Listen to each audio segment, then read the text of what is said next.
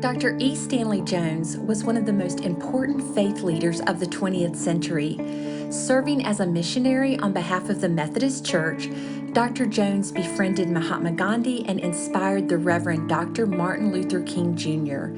As Dr. Jones traveled the world, he modeled Jesus' justice-seeking, compassionate love while respecting religious diversity. Today's guest, the Reverend John Harnish, wrote 30 Days with E. Stanley Jones, global preacher, social justice prophet, an endeavor to inspire 21st century believers with Dr. Jones's messages of hope. Hi, we are so excited to have you with us today, Reverend John Harnish. I believe you go by Jack. So, Jack, welcome to Get Your Spirit in Shape. Well, thank you. Thanks for the invitation.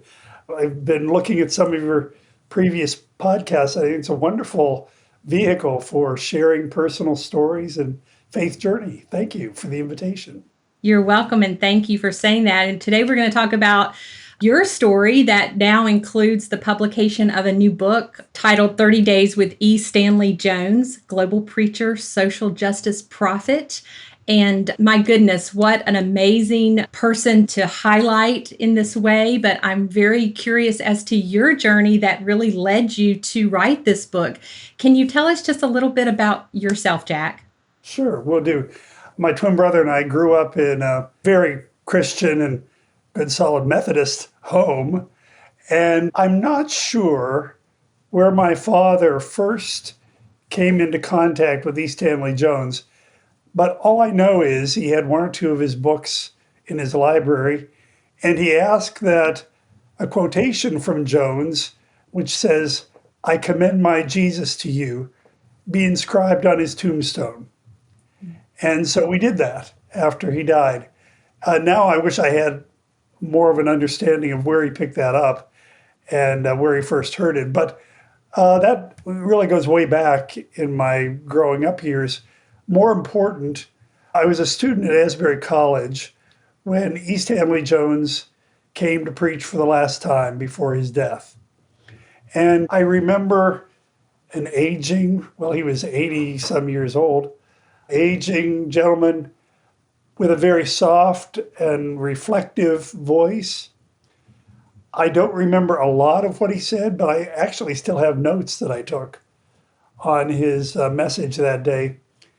And that prompted me to get into reading some of his material, his biography, A Song of Ascents, his last book written after he had a crippling stroke called The Divine Yes.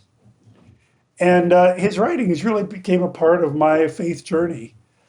I found him to be inspiring, and frankly, I found some pretty good preaching material in E. Stanley Jones that followed me through my ministry.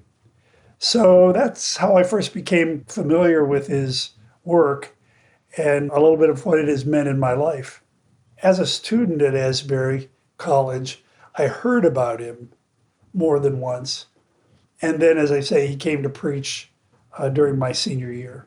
For our listeners who may not be familiar with Dr. Jones or the details of his ministry, in 1907, he became a missionary to India under the Board of Missions of the Methodist Episcopal Church, which really launched that ministry that became just really known worldwide. In 1938, Time magazine called Dr. Jones the world's greatest Christian missionary. Man, that's, just to see the impact that he was having on the world. And as you learn more about him, he befriended Mahatma Gandhi. Martin Luther King Jr. credits Dr. Jones' writings about Mahatma Gandhi on inspiring the nonviolence of the civil rights movement. Some really, really big pieces here. And as I was reading that and thinking about that, it feels like we're still looking at these topics. We're still struggling with equity. And this was something that Dr. Jones, from the beginning, he was about equality, and he was about lifting up and being fair to all religions. And that feels so progressive and so radical 100 years ago. So I'd love to talk about what we can learn from him. You know his work so well. And what can we learn from him? Because for 100 years, we've still been grappling with this. Yep. Well, thank you. I think I try to raise up really two themes in the book. The first is Jones had this incredible ability to be very clear and very specific about his faith in Jesus Christ. But he was also able to hold that with an appreciation for other world religions and for people who might see the world differently than he did. And that is best represented by his respect and relationship, friendship with Mahatma Gandhi. And I think that that ability to be able to clearly claim Jesus Christ as Lord, but do it in a way that has an appreciation for other voices, I think that's an example that we desperately need today. I think the second thing about Jones that is important for today is his ability to hold together this, what in the best use of the word would be called evangelical faith, with a commitment to what today we call social justice. That wasn't as popular a phrase back in his time, but he was very clear about the implications of the gospel for the social life of the world.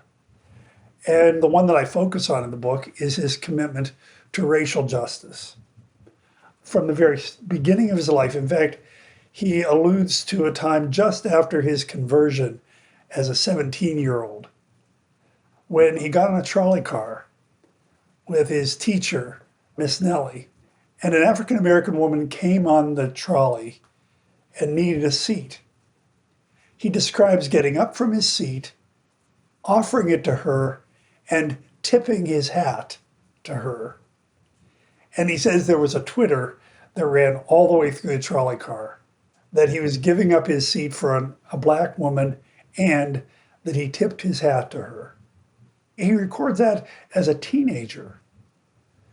And that passion for racial equality and racial justice ran all the way through his ministry. Today, in the light of all the tensions around Black Lives Matter and the racial issues that confront us, that witness of the balance between evangelical faith and a deep commitment to social justice is a balance we desperately need. Jack, you said that learning more about Dr. Jones, you really see how that has influenced your faith through the years. Are there some specific places where you kind of stopped and said, okay, I could see where Dr. Jones might do ABC here, and you kind of took a page out of his book, so to speak? Mm-hmm. Well, I think in my preaching, it probably goes back to that ability to clearly articulate his faith. And my hope for my preaching in 43 years was that it was genuinely Christ-centered, and that the love of Christ, the witness of Christ came through. That was certainly true of E. Stanley Jones. And I think for me, it was really another conversion experience as I moved along in my life to realize that these issues of social justice were directly related to that faith. He says at one point, I'm not interested in a personal gospel or a social gospel. I want the whole gospel. And I think that's really what we all want in our better moments. So through my ministry, I think that growing awareness of the connection between the proclamation of the gospel related to Jesus Christ and its implications for the world became a deeper and deeper conviction. And I give him some of the credit for that.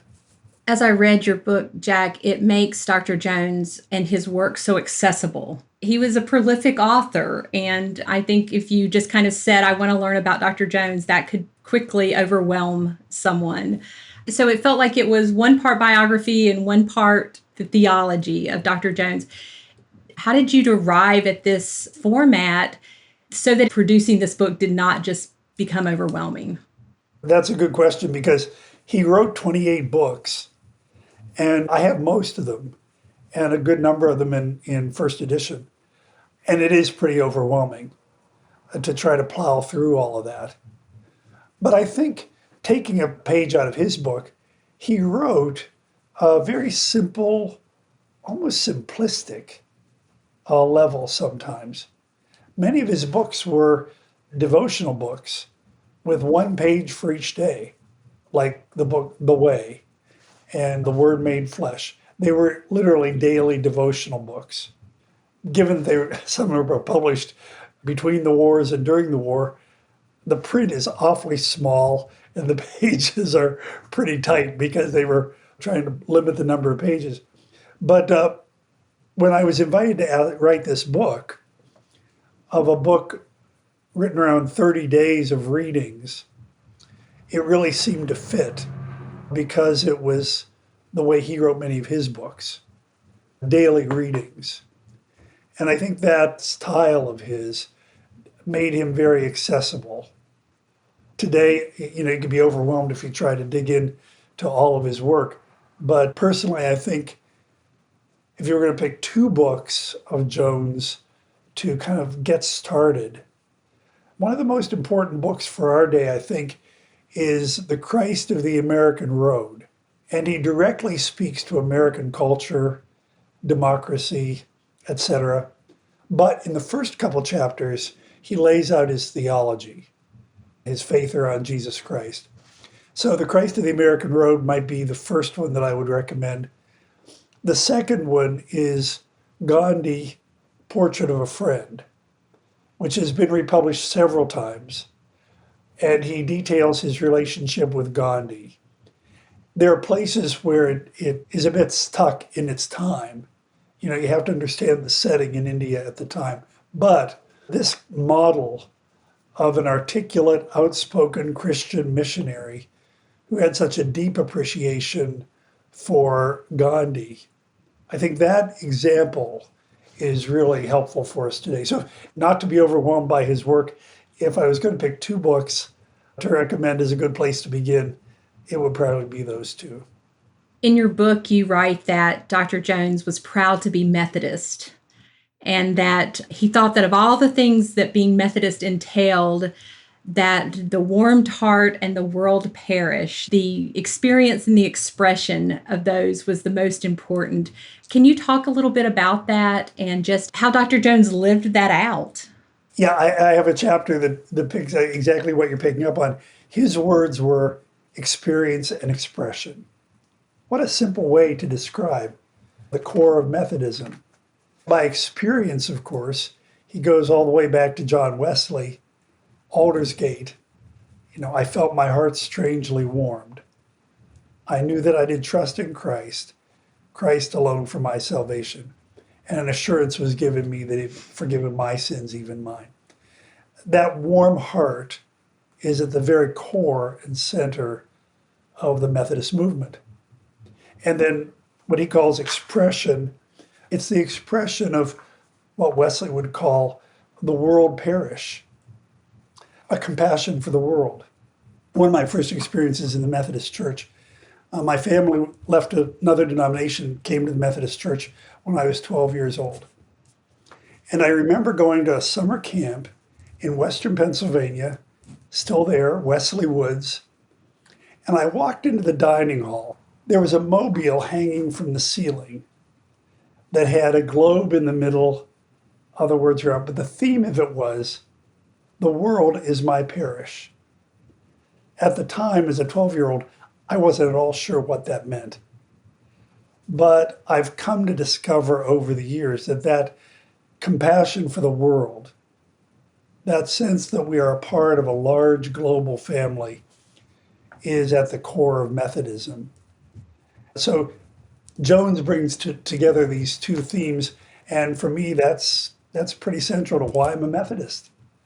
The warm heart and the global expression of our faith. After Jones's conversion, 17 years old, he had a conversion experience in his local church in Baltimore. And he ends that description of that moment by saying, "I rose from the altar and I felt I wanted to put my arms around the world." I love that phrase. And years later in his old life, as he writes his autobiography, he looks back to that teenage experience, and he says, I felt I wanted to put my arms around the world, and I've spent the rest of my life doing just that. I think that's pretty powerful. So, as a 12-year-old, the first time I encountered the world as my parish, I think I could probably say I wanted to put my arms around the world, and I hope I've spent the rest of my life doing just that. Jack, when I read that, I just had the same reaction. His wife, Mabel, also, you had written, said that that was how she felt like her ministry and her work had been putting her arms around the world because she was aware of a need that she had the power to meet. I read that and it just made chills go all over me because it was so filled with love and compassion. And it also felt for me like a challenge. How Mm-hmm. can I put my arms around the world and how can I become more aware of a need? You know, Dr. Jones called himself a citizen of the world. And in this whole wrapping the arms around the world and showing love in that way, it just felt very empowering as I Mm-hmm. read it. Can you just talk a little bit more about how that's how we can take that on today as maybe a Yeah, personal challenge? sure. Well, let me back up one step. I do want to say a word about his wife, Mabel Lossing Jones, who is kind of the forgotten figure. In fact, there is a book about her that is entitled He Had a Wife, as if, oh, by the way, he had a wife. But Mabel Lossing Jones was pretty incredible in her own right. Here in the early 1900s, as a single young woman, she took off to India by herself as a teacher. And at that time, that was a pretty daunting adventure, especially for a young single woman. She became involved in the Methodist mission schools, took over a couple failing schools.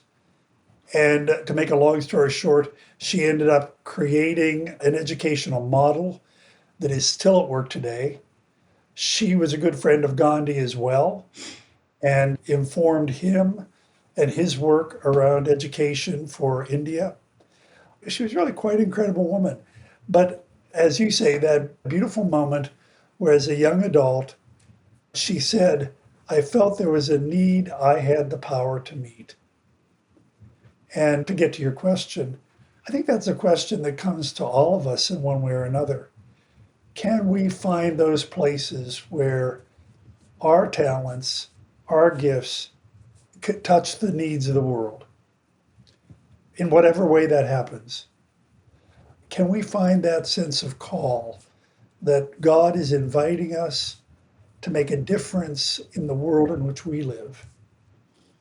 And maybe that's close to home, but today that can certainly be global when we are so connected around the world. You know, when Mabel Lossing Jones went to India, it took maybe a month or two to make the trip. But now you can get anywhere in the world in 24 hours.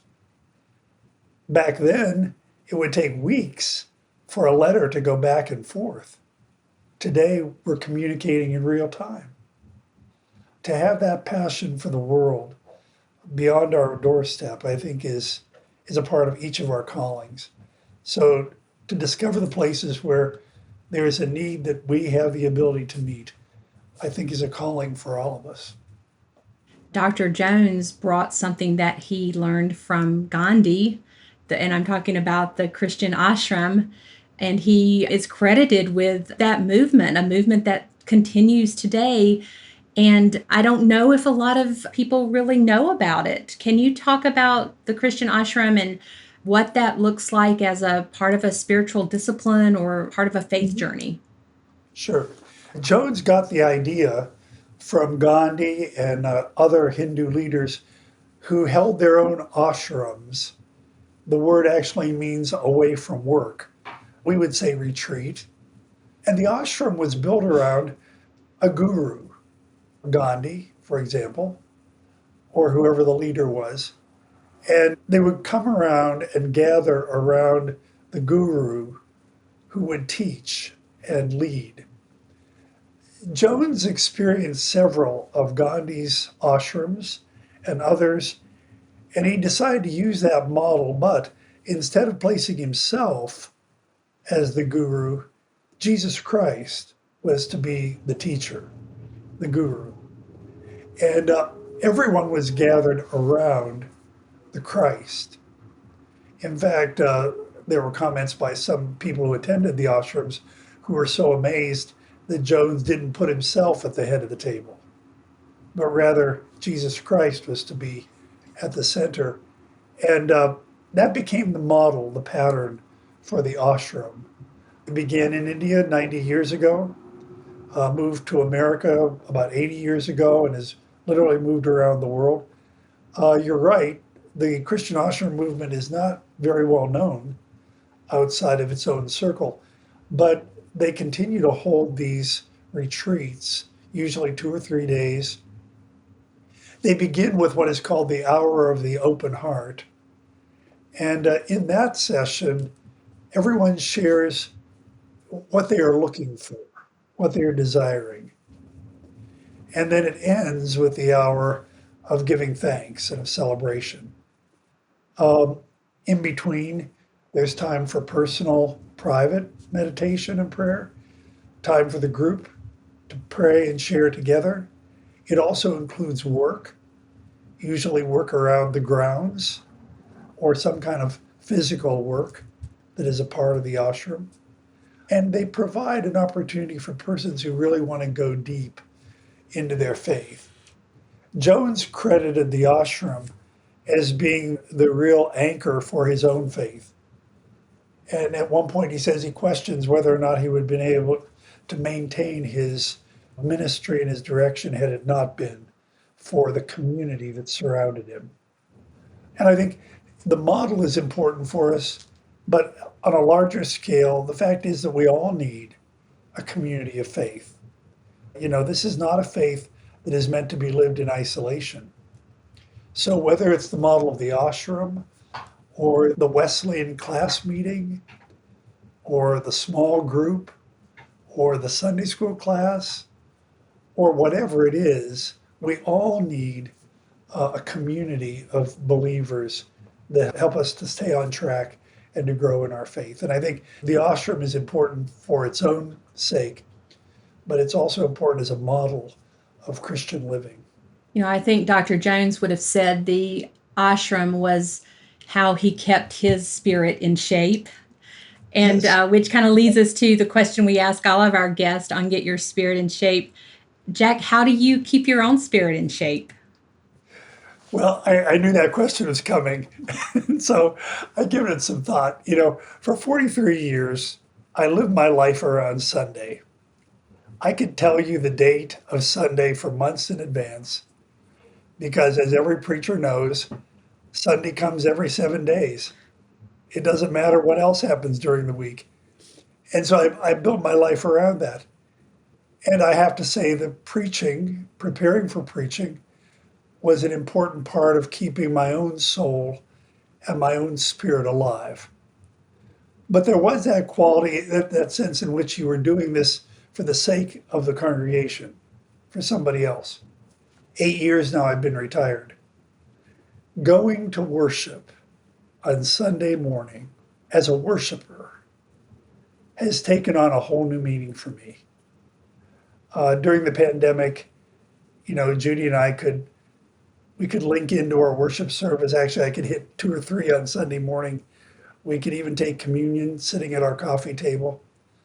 But I was really lonesome, really homesick for weekly worship.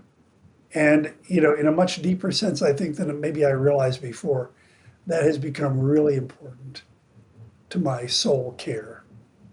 To speak of Jones again, Jones began every day with what he called the listening post, where he simply listened to see what God might have to say to him for the day.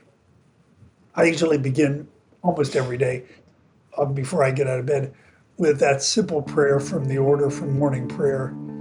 Great God of light, all day long you are working for good in the world.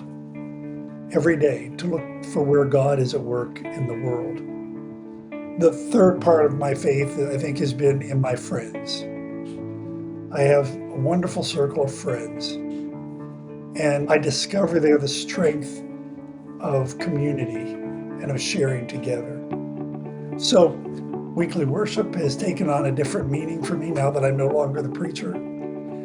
A way of beginning the day, acknowledging God's presence and God's work in the world, and then appreciating the circle of friends that help to nurture me and keep me on the right path.